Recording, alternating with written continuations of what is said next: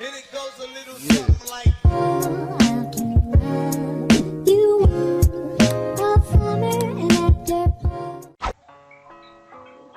Perkenalkan, nama saya Kiwal Fadiahaya, saya dari Kom C, Lab PBO 6, Sambut 2019.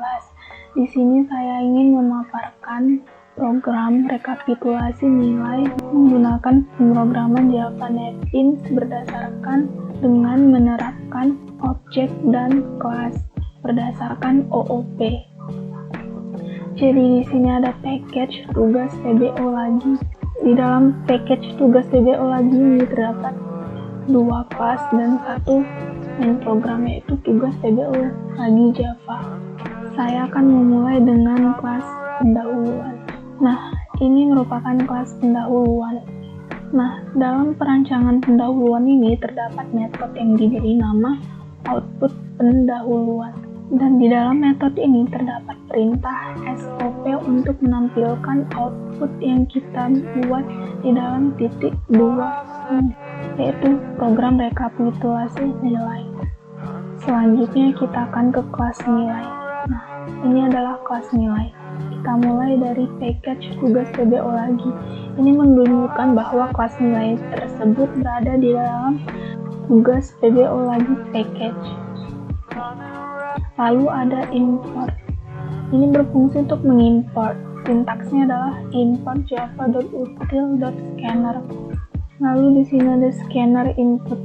Fungsinya untuk menginstansasi menjadi objek, dan new berfungsi untuk membuat objek baru.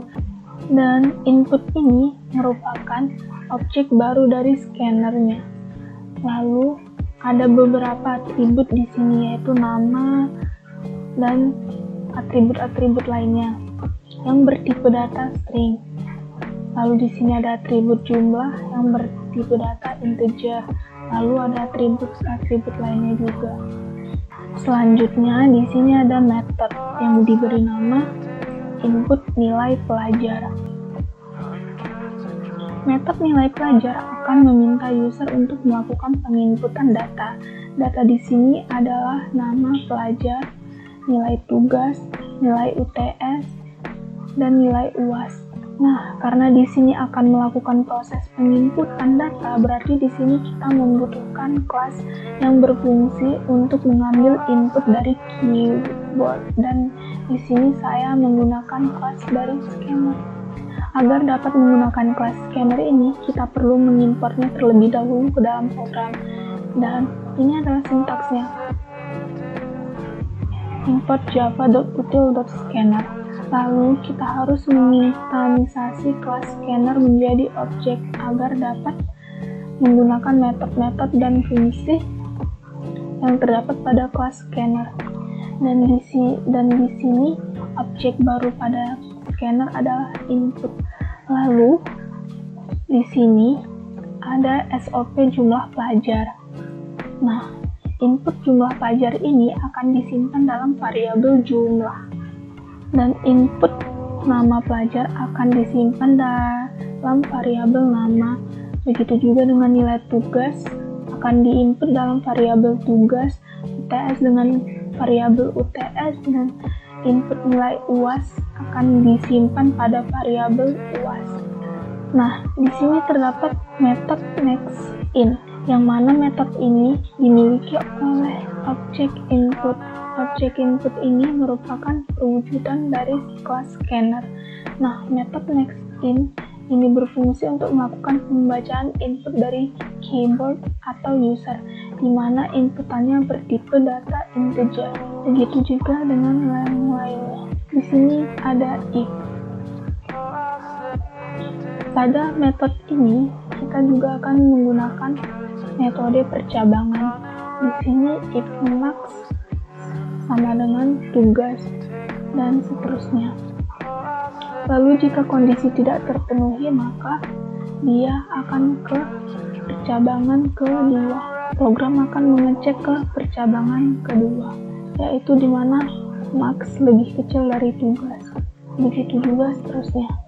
Nah, selain itu, Metode input nilai pelajar ini juga akan melakukan tindakan berupa menampilkan nilai-nilai yang sudah dihitung tadi. Jadi, demikian penjelasan dari kelas nilai ini. Selanjutnya kita akan ke tugas PBO lagi. Kelas PBO lagi ini merupakan main program dari tugas PBO lagi package. Nah, di sini adalah pengaksesan atau menggunakan metode yang berada pada kelas pendahuluan. Terdapat metode output pendahuluan yang sudah kita panggil dari kelas pendahuluan, di mana metode ini merupakan metode statik. Jadi, metode statik itu dia bisa digunakan tanpa harus membuat objek dari kelasnya. Jadi, untuk dapat mengakses atau memanggil metode tersebut, dapat langsung menuliskan nama kelasnya dot metode yang hendak akan dipanggil, seperti kelas pendahuluan dot nama metodenya itu output pendahuluan. Nah, selanjutnya di sini sudah diakses metode yang terdapat pada kelas nilai. Di sini ada nama kelasnya yaitu kelas nilai, lalu ada nama objek barunya yaitu nilai dengan huruf kapital, kemudian sama dengan new dan nama kelasnya lagi. Sebelum kita memanggil metode-metode yang terdapat pada kelas pendahuluan dan kelas nilai, pertama kita membuat keterangannya terlebih dahulu seperti ini, yaitu input nama dan nilai pelajar. Nah, di bawah keterangan input nama dan nilai pelajar ini, kita harus memanggil metode input nilai pelajar yang dimiliki oleh objek nilai. Seperti ini. Nah, semuanya sudah, sekarang kita coba menjalankan programnya. Ini adalah outputnya, yaitu ada jumlah pelajar yaitu 5 dan nama pelajar, nilai tugas, UTS, UAS, begitu juga seterusnya. Demikian penjelasan dari saya mengenai program rekapitulasi nilai dari PT PBO.